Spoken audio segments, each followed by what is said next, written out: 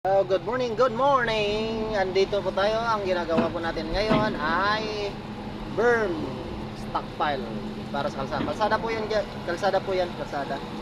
Yan oh. Yan po kalsada. Malakas na yung agos habang papalit ng papalit na. Yan, may barko. Project po namin dito ay papalaliman to.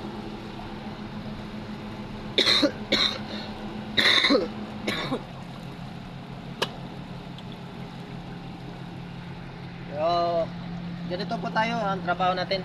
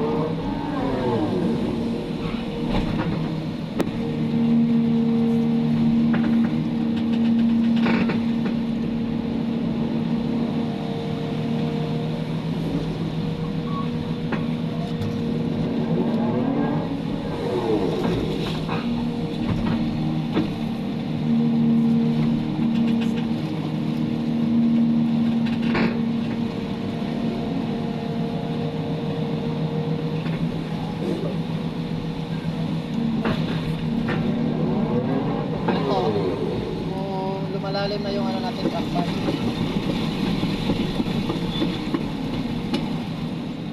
So, ganun po ang technique kaya napansin nyo na pabaliktad ako tapos yung sa kabila ay ano, yun yung sa kabila. Sa harap siya kumuha no.